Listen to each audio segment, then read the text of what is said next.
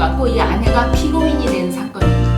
아내 측에서 주장한 것은 녹음된 장소가 피고인의 주거지고 상간녀가 피고인의 주거지에 침입을 해서 그래서 피고인의 배우자와 부정행위를 함으로써 불법행위를 저질렀기 때문에 상간녀의 통신비밀보호법의 보호를 받을 수 없다. 보호되지 않을 수 있고 피고인이 녹음기를 설치한 그 행위가 목적이나 동기, 수단에 있어서 정당하다고 주장했습니다.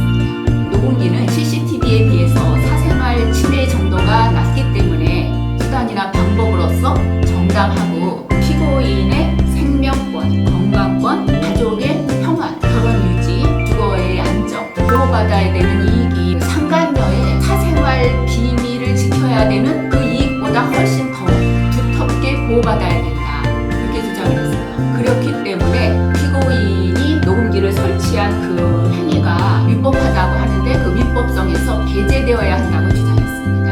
그런데 법원은 달리 얘기를 했어요. 녹음된 장소가 비록 피고인의 주거지이고 대화자가 피고인의 배우자와 부정행위를 하면서 그 대화 내용도 부정행위에 관한 대화 내용이라고 하더라도 피고인이 녹음한 것 자체는 통신비밀보호법에 위반되기 때문에 그 위반죄에 해당한다고 얘기를 했습니다. 그 피고인이 상대방에 대한 기본권을 침해했기 때문에 그 침해 행위 자체가 그 목적으로서 정당하다고 보기 어렵다고 했습니다. 배우자의 부정행위랑 또 제3자의 주거 침입을 확인하기 위해서 그런 행위를 했다 하더라도 다른 수단이나 방법을 모색할 수 있었다.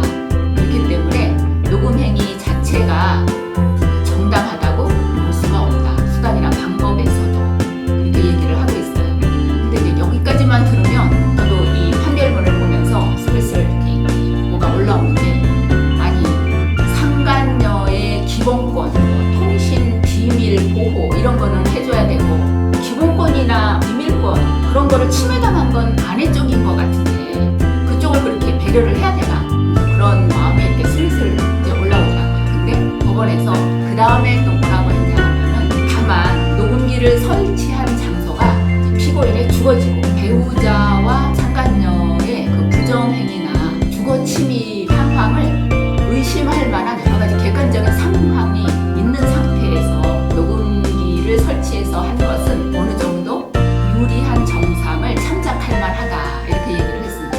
피고인의 배우자가 또 뉘우치고 있고 그 배우자가 아내의 처벌을 원치 않고 있으면서 피고인도 그 녹음한 것을 다른 곳에 공개하거나 누설하지 않았고 범죄 전력이 전혀 없다. 그래서 그것도 유리한 정상으로 참작할 만하다 이렇게 얘기를 했습니다.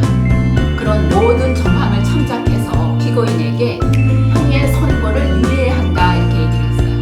그러면은 여기서 안재영 변호사님 모시고 궁금한 점 질문해 보도록 하겠습니다.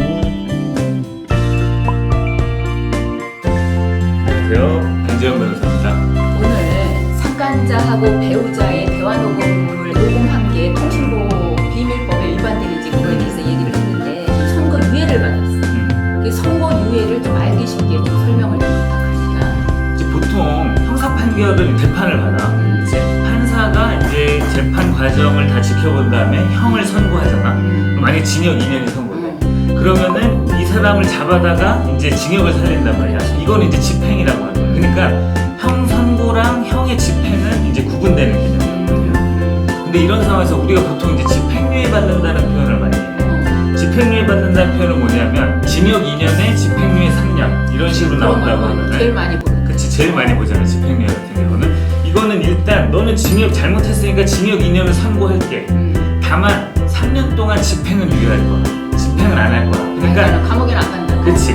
징역 2년에 집행유예 3년이라고 하면 징역 2년을 선고해 놓고 3년 동안 그 집행을 유예해 주는 거야. 그래서 3년 동안 착하게 살아서 아무 문제를 안 일으키면 나중에 이걸 없애주는 거란 말이지. 그렇기 때문에 집행유예 같은 경우는 형을 선고하고 집행만 유예해 주는 거야. 이건 참작할 사유가 있을 때. 근데 선고유예라고 하는 건 여기서 더 참작해 주는 거지 한 번 더. 그러니까는 집행만 유예하는 게 아니라 선고 자체도 유예를 해주는 거야. 형의 선고 자체가. 그러니까는 형의 선고유예는 잘못하긴 했지만 봐줄만 하거나 참작할 사유가 굉장히 많을 때 이제 하는 거기 때문에 우리가 이제 법적으로는 조금 더 자잘하고 들어가면 이제 복잡한 게 있지만 일단 기본적으로 그렇게 생각합니다. 그래서 집행유예보다도 한 번 더 선처를 받은 거다. 잘못을 하긴 했지만 이 정도로 이해하면 될 것 같아. 선거유예가 좀 더 가벼운 거니까. 그치, 집행유예보다 더 가벼운 거지. 결국 선거유예도 범죄를 저질렀다고 인정을 한 거잖아. 그치, 그렇지. 범죄를 통해서 이렇게 이제 취득한 녹음 파일, 그 위자료 청구 소송에 증거 채택이 그러면 안 되나? 사실 이제 그런 논란이 많긴 한데 영화를 보거나 여기저기 다니다 보면 이제 위법하게 수집한 증거는 증거 능력이 없다 이런 얘기를 많이 들어서 이제 들어보는 거야. 근데 이 위법 수집 증거는 원칙적으로는 당사자들 사이 민사 재판에는 해당되잖아.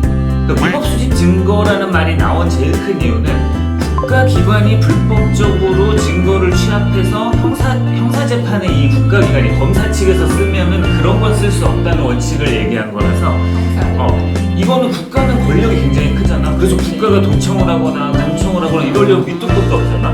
그런 경우에는 국가기관의 과거의 잘못된 행태에 대해서 제동을 걸기 위해서 위법하게 수집한 증거는 이 형사재판의 증거로 쓸 수 없다 이런 원칙을 천명한 거고, 민사재판끼리는 원칙적으로는 위법하게 수집한 증거라도 쓸 수가 있어. 근데 이제 물론 민사재판에서도 너무 불법성이 심하다라고 하면 이제 증거 능력이 배제될 수는 있는데 이런 정도의 사안에서는 실무에서 충분히 다쓰이고 있는 거지. 그러니까 통신비밀보호법에 위반돼서 이제 몰래 도청을 하거나 감청을 하는 경우에 그런 경우에는 증거를 쓰고 판사가 그걸 들어보고 사실 인정에 도움이 된다 싶으면 인정을 할 수 있는 거야. 상간자가 부정행위를 위해서 부부가 사는 그 주거지 몰래 침입한 거잖아. 그럼 주거침입죄가 성립된다고 나도 알고 있었는데 이와 관련해서 최근에 바뀐 판례가 있다고. 실제로 왔는 게 이제 과거에 우리나라가 간통죄를 형사처벌을 했었단 말이야. 그러다가 이제 간통죄는 이거는 당사자 간의 도덕의 영역인 거지 국가가 나서서 형사처벌할 건 아니다라고 해서 이제 형사처벌이 안 됐어. 그럼에도 불구하고 만약에 불륜 상대방을 내가 사는 집으로 데리고 와서 내 배우자가 집을 비웠을 때 거기서 불륜 행위를 했다 그러면 이건 주거침입죄로 처벌을 했었거든. 그러니까 이제 주거침입은 사실은 이제 주거의 평온을 보호하는 보호법으로 하는 범죄인데 그 주거의 평온을 굉장히 관념적으로 파악을 했던 거지. 만약에 내 배우자가 네가 들어오는 걸 알았다 그러면 허락했을 거야? 허락 안 했을 거잖아. 그러니까 너는 주거침입이야 이렇게 관념적으로 파악을 했어. 근데 물론 실제적으로 다툼이 있었던 건 아니잖아. 싸움을 벌여서 들어왔다든가 밀고 들어왔다거나 소란을 피웠다던가 그런 식으로 관념적으로 파악을 했었고, 간통죄뿐만이 아니라 어떤 음식점이나 이런 데를 몰래 도둑질을 하려고 이제 손님으로 가장해서 들어간 경우에는 이런 경우에도 이제 주거침입죄를 인정을 했었단 말이지. 근데 그러다가 제일 최근의 판례는 그렇게 관념적으로 볼 게 아니라 실질적으로 걸어 들어가는 과정에서 재지나 물리적 충돌이 없었다 그러면 이거는 나중에 그런 공동 주거권자가 관념적으로 그걸 알았으면은 너 못 들어오게 했을 거야 이런 관념적인 그런 잣대를 들이댈 게 아니라 실제로 집에 들어오는 과정에서 충돌이 있었는지 그런 물리적 충돌이 있었는지 이런 거를 핵심적으로 봐야 된다. 그래서 이제 앞으로는 원래 그런 식으로 집에서 간통행위가 있었다고 하더라도 주거침입죄로 처벌을 못하게 됐어요. 이게 제일 최근에 있었던 이제 대법원 판례이기 때문에 이 대법원 판례가 또 변경되기 전까지는 이제는 주거침입죄는 성립 안 해요. 사실은 간통죄는 거의 순수하게 민사적 영역으로 접근을 해야지 형사처벌할 수 있는 영역은 거의 안 남았던 거예요.